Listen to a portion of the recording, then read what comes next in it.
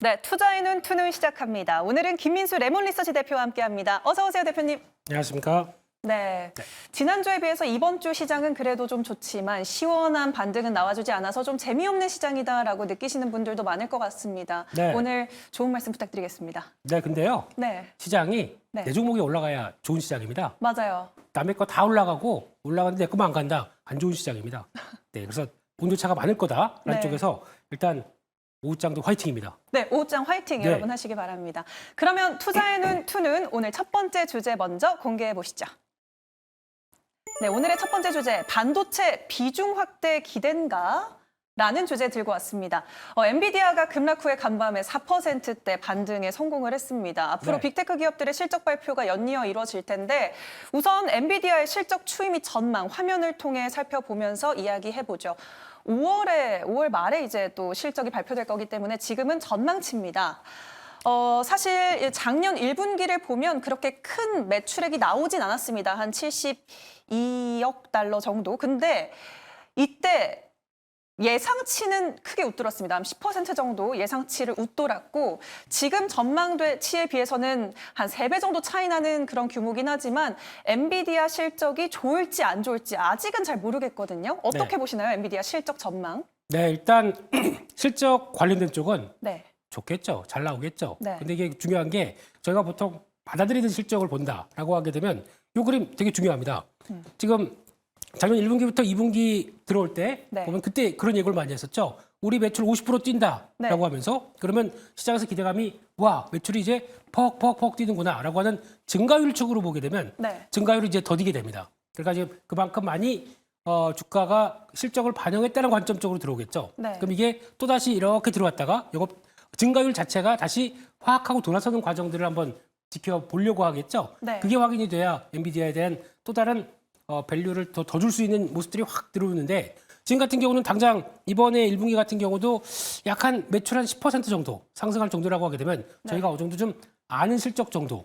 근데 물론 아는 실적. 네 5월 25일이 되다 보니까 시간은 좀 남아 있습니다만 그래도 지금 실적의 전망치가 그 정도에서 크게 못 벗어난다라고 하게 되면 어떤 그보다 더 좋을 수 있을까라는 쪽에 대해서 한계를 보이다 보니까 아마 이런 쪽의 반응들이 지금 나오고 있다라고 봐야 될 것 같고요. 네. 그럼에도 불구하고 가장 중요한 거는 성장은 하고 있다라는 쪽에 대한 변화로 체크를 하셔야 되지 않나 생각됩니다. 그럼 그 실적에 따라서 주가 추이는 어떻게 될까요?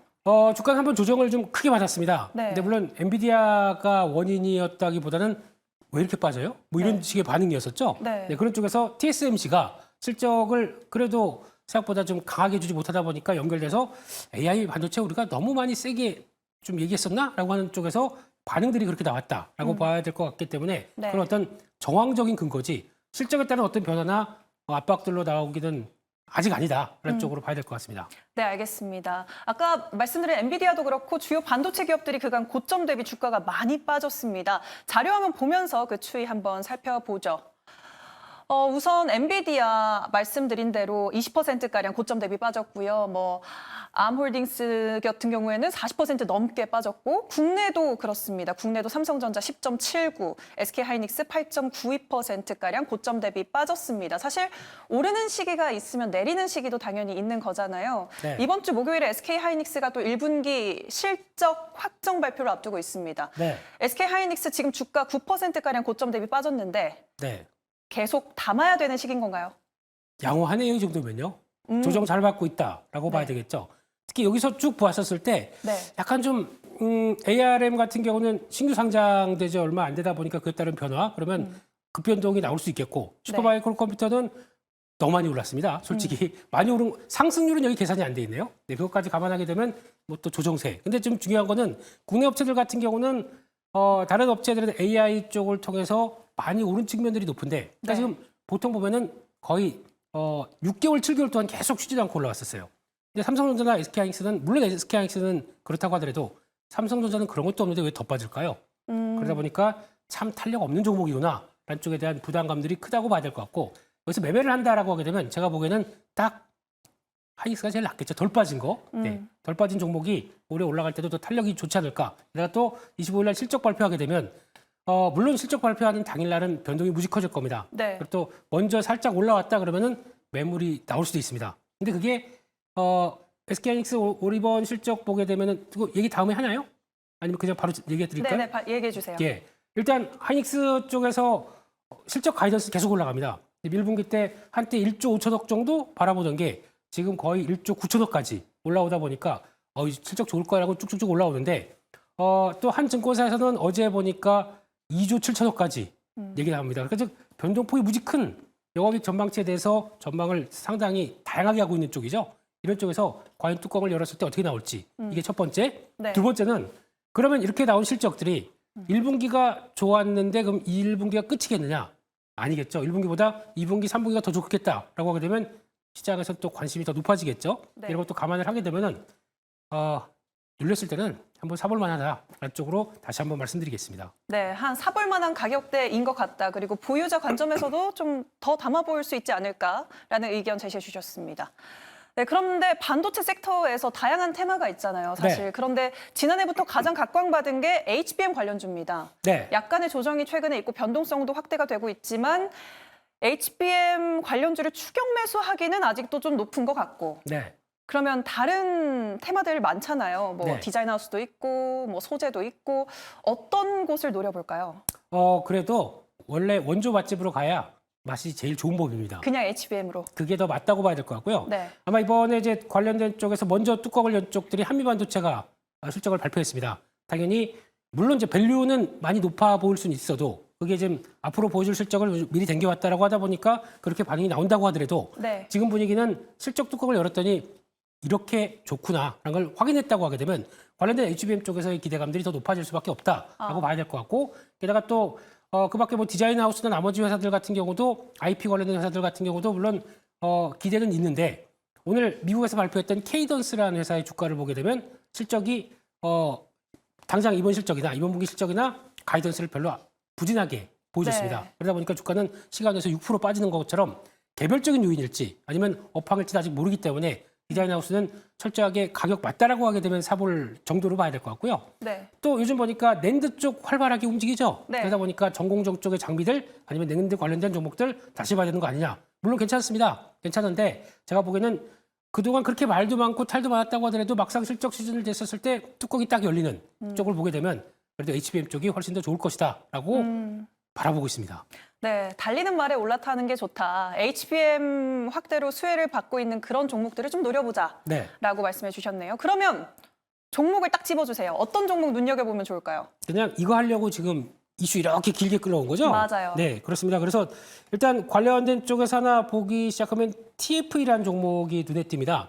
이 회사 같은 경우는 일단 요즘 시장에서 삼성도 이제 HBM 쪽에 들어가서 이제 엔비디아 쪽으로 공급한다는 얘기가 많죠. 이게 되기 시작하게 되면 삼성이 향해 들어간 대표적인 또 그 소켓 관련된 쪽으로 강점이 있는 회사이기 때문에 네. 이쪽의 변화가 오히려 좀 자리상으로도 그렇고 최근에 강하게 움직였다가 눌림목 봤는데 일정한 지지권에 지지한다. 이런 것들 나쁘지 않다고 봐야 될 것 같고요. 네. 두 번째 종목 같은 경우는 한양 ENG라는 회사 눈여겨봐야 될 것 같습니다. 이 회사 같은 경우도 최근 들어서는 좀 고점을 경신하고 재미가 없습니다. 근데 네. 그 사이에 외국인들이 많이 샀는데 외국인들이 전혀 판 기세가 별로 없는데 주가만 이제 조정을 받았다. 그러면 어느 정도 마무리가 되면은 탄력 받겠죠. 그때 설비 투자 반도체 쪽에서 나오는 쪽 그리고 또 우주항공, 원자력 다 연결될 수 있는 종목입니다. 그렇기 때문에 실적 대비해서 싸다라고 하게 되면 부각을 받을 수 있기 때문에 이런 것도 한번 관심 있게 봐야 될 것 같습니다. TFE, 한양 ENG 두 가지 종목 꼽아주셨습니다. 네, 그러면 오늘의 두 번째 종목도, 두 번째 주제도 공개해보죠. 투자에는 두 번째 주제는요. 네, 엔터주, 리스크 노출입니다. 전일 하이브의 급락이 있었죠. 뉴지스 컴백을 앞두고 하이브의 자회사 어도어와 하이브 간의 마찰이 있었던 겁니다. 관련된 자료 보면서 내용 짚어보도록 하겠습니다. 하이브는 멀티 레이블을 갖고 있죠. 그중 하나가 바로 어도어입니다. 하이브와 어도어의 경영진간 갈등으로 인해서 전일 주가가 무려 7.8% 급락을 했고요. 그래서 이런 노이즈 때문에 어도어에 있는 뉴진스가 향후 활동 차질이 생길 수도 있다라는 뉘앙스 풍의 내용이 담겨 있습니다. 그리고 최악을 가정해도 실적 영향은 제한적이라는 좀 다른 느낌의 그런 내용도 있는데요. 2023년 이 어도어가 하이브의 영업이익이 기여한 거는 11%밖에 되지 않는다. 올해를 전망해봐도 한 14%가량. 내년을 돌아봤을 때 BTS가 완전체로 활동을 하게 된다면 실적 영향은 어도어가 크지 않을 것이다. 라는 내용을 NH투자증권에서 담았습니다. 그리고 다음 자료도 한번 보면요. 컴백을 앞두고 있는 그런 다음 자료를 보면요. 분기별 실적 추이입니다. 어도어 같은 경우에 작년에 흑자 전환을 했는데요. 1, 2, 3, 4분기 손순이익을 보면 그렇게 크게 증가한 건 아니어 보입니다. 그래서 이런 걸 봤을 때 뭐 어도어 이슈가 크진 않아 보이지만 사실 사소한 이슈로도 엔터주 많이 흔들리지 않습니까? 그렇습니다. 하이브 어떻게 바라볼까요? 네, 일단은 좀 여러 가지 리포트나 상황들은 다독이는 상황으로 나온 것 같은데 네. 솔직히 이제 이 어도어의 가장 핵심적인 아이돌하면 뉴진스죠. 네. 뉴진스는 모르겠습니다. 지금 보니까 MZ 세대분들, 우리 앵커님 같은 MZ 세대분들의 아닌가요? 네, 죄송합니다. 거의 아이콘 역할을 많이 했습니다. 네. 그렇다는 얘기는 지금 실질적인 이익 기여도는 뭐 14% 정도밖에 안 된다고 하더라도 그걸 과거 수준과 올해 정도까지를 보는 게 아니라 확장력을 좀 봐야 되겠죠. 그렇게 되면 뉴진스를 바라보는 어떤 뭐 기성세대도 마찬가지고 이런 시각들을 봤을 때는 아무래도 미치는 여파가 하이브에 대해서 그동안에 BTS 이후로 어느 정도 성과를 낸 대표적인 아이돌로 보고 있는 상황이기 때문에 네. 여기에 어떤 문제가 생긴다 시장은 그렇게 다가와지 않을 것 같습니다. 그러다 보니까 지금 불확실성이 좀 커져 있다라는 관점으로 보시는 게 맞을 것 같고요. 그런 차원에서 중요한 거는 뭐 여러 가지 뭐 법적인 문제나 아니면 또 논란이 많긴 많습니다. 네. 근데 가장 핵심은 그러면 뉴진스가 어두워 쪽으로 가서 이제 민희진 사단이 원하는 쪽으로 이제 갈 것이냐 아니면 그냥 하이브에 잔류할 것이냐 이게 가장 큰 핵심이라고 생각되고 있고요. 네. 노이즈가 있어도 결국에는 우리 IP, 우리 자산이라고 생각하는 하이브의 입장이 그대로 나오고 그대로 잔류한다. 그러면 큰 여파는 없을 걸로 보여지고 있는데 네. 혹시 모르죠. 만에 하나 또 이제 어떤 변화가 나왔을 때 그렇게 되면 주가에 추가적인 타격은 있을 수밖에 없다고 생각됩니다. 그래서 그런 관련된 노이즈가 얼만큼 더 커지는지 이걸 네. 좀 체크를 해야 될 것 같고요.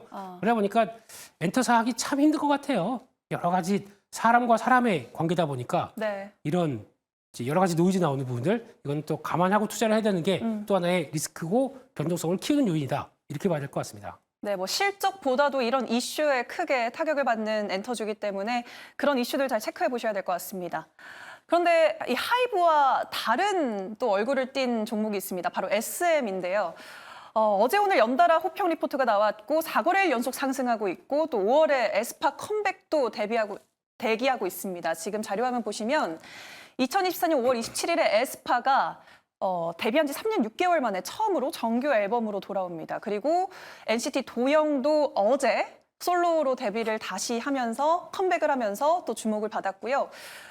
또 다음 자료 살펴보면 얼마나 많은 팬덤이 SM 아티스트에게 생겼는지를 알 수 있습니다.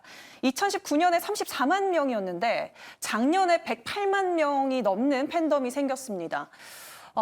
정말 70만 명의 증가세로 본다면 정말 제주도 인구가 넘는 팬덤이 더 추가로 생긴 건데 SM의 향후 전망 어떻게 보십니까? 네, 일단 단적으로 이 지금 나오고 있는 저희 엔터사 중에서 가장 쌉니다.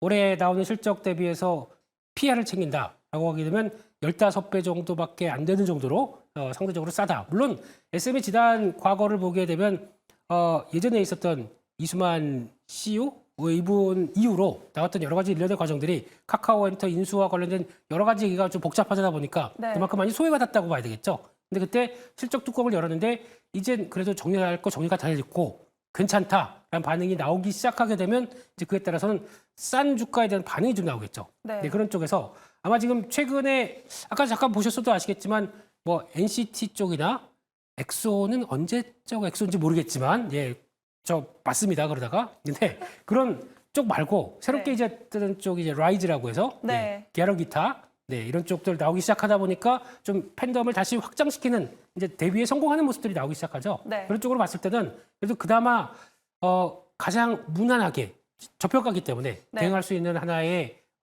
엔터사가 아닌가 생각되고 있기 때문에 앞으로에 대한 주가 탄력들은 실적 발표 이후에도 계속 이어되는지 봐야 될 것 같습니다. SM 같은 경우에는 엔터주주 중에 좀 저평가된 구간에 있는 주가가 그런 종목이기 때문에 SM은 노려볼 만하다라고 짚어주셨습니다.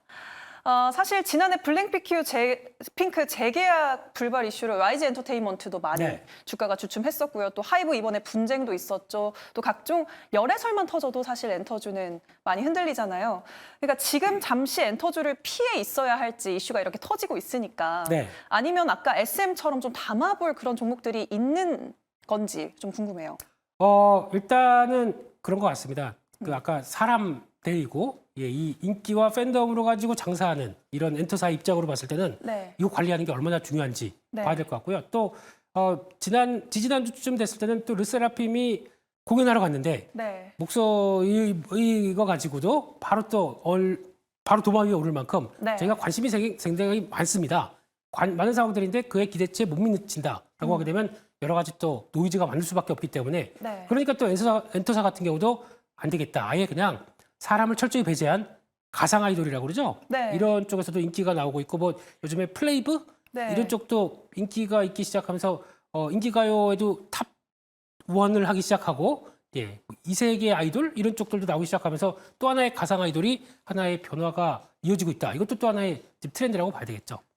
근데 그렇다고 또 그렇지 않습니까? 저희가 사람과 만나는 게 또 이렇게 보면서 열망하는 게 있는데 맞아요. 가상 아이돌 가지고 와 이렇게 하겠는데 또 뭔가 저희 감성으로는 못 다가가요. 네. 그래서 참 괴리는 있긴 있는데 그러나 엔터사들 입장 쪽은 이런 여러 가지 고민들이 다 보여지고 있다. 이렇게 정리를 해야 될 것 같고요. 그런 차원에서는 좀 더 확장되기 시작하면서 지금부터는 실적으로 봐야 될 것 같습니다. 그렇기 때문에 실적 흐름들 괜찮은 쪽으로 계속 맞아가는지. 그래서 지금 한때 또 여러 가지 좀 많은 논란이 있었던 YG 엔터 같은 경우도 네. 지금 분위기 보게 되면 이제 또 베이비 몬스터 밑으로 다 모여라고 하는 분위기다 보니까 여기서 성과 나는지 실적도 끌어갈 수 있는 제2의 블랙핑크가 되는지 이것도 한번 체크해야 될 것 같습니다. 네, 엔터주에서 실적 잘 지켜봐야 된다라고 또 말씀 덧붙여 주셨습니다. 그러면 그 엔터주 안에서 어떤 관심주 담아볼까요? 포트폴리오에. 네, 그래서 지금 시장에서 나오는 종목 쪽에서 눈길이 가는 것 중에 하나는 Y랩이라는 회사가 있습니다. 네. Y랩 같은 경우는 네이버 웹툰과 관련해서 밀접하게 연관된 회사죠. 지분도 직접 투자한 회사고 그러다 보니까 이 회사가 네이버 웹툰에 대한 작가나 컨텐츠를 같이 손을 잡고 공급을 한다라고 하게 되면 이것도 또 하나의 중요한 그러니까 지금으로 보게 되면 약간 엔터사 느낌이 나죠. 스타 웹툰 작가를 우리 키우겠다 이런 쪽으로 나오다 보니까 그런 쪽의 변화들도 나올 수가 있기 때문에 눌렸을 때 계속 관심 있게 봐야 될 그런 회사가 아닌가 생각되고 있고 네. 두 번째는 조금 더 확장시켜서 웹툰과 게임 쪽까지 연결될 수 있는 회사 미스터 블루라는 회사도 눈여겨봐야 될 것 같습니다. 이 회사 같은 경우도 저희가 알고 있는 어떤 무협 쪽에 강점이 있던 웹소설과 웹툰을 가지고 시작을 했다가 네. 거기서 이제 게임사까지 같이 연결하면서 게임을 내놨는데 그게 EOS 레드란 게임을 내놓은 이후에 EOS 블랙까지 이제 5월 달에 나오기 시작합니다. 그럼 그에 따른 기대감이 살짝 높아질 수가 있거든요. 그래서 그런 부분들을 한번 이용해 보자라는 정도로 보시면서 대응하시는 게 좋겠다 생각됩니다. 네, Y랩과 미스터 블루 이게 두 가지 종목을 엔터주에서 짚어주셨네요. 네, 투자의 눈 2는 오늘 두 가지 주제 다뤄봤습니다. 반도체 관련해서 또 엔터주 관련해서 다뤄봤는데 어떤 종목을 매수의 눈으로 바라볼지 정리해서 알려드리겠습니다. 화면으로 함께 하시죠. 네, 우선 메모리 반도체 실적에 대한 기대감 증폭되고 있다. 낸드 중심으로 회복하는 거 주목하자라고 말씀해 주시면서 TFE, 한양 ENG 두 가지 종목 매수의 눈으로 선정해 주셨고요. 엔터주에서는 하이브, 불확실성 확대는 불가피하다. 실적보다 내부 변수를 좀 점검할 필요가 있다라고 짚어주시면서 매수의 눈으로 Y랩과 미스터 블루 두 가지 종목 제시해 주셨습니다. 완전히 엔터주는 아니고 뭐 웹툰 관련, 그리고 게임주 이렇게 보면 될까요? 네, 엔터 쪽에서는 그냥 SM이 제일 나아 보이는데 네. 조금 올라오다 보니까 네. 이거를 바로 SM 하기가 좀 그렇더라고요. 약간 조정 시에 보시는 게 제일 좋을 것 같아서 약간 비껴서 살짝 돌려서 말씀을 드렸습니다. 네, 알겠습니다. SM은 조정시 매수, 그리고 매수의 눈으로 Y앱 미스터 블루 제시해 주셨습니다. 네, 김민수 대표님 오늘 말씀 너무 고맙습니다. 감사합니다.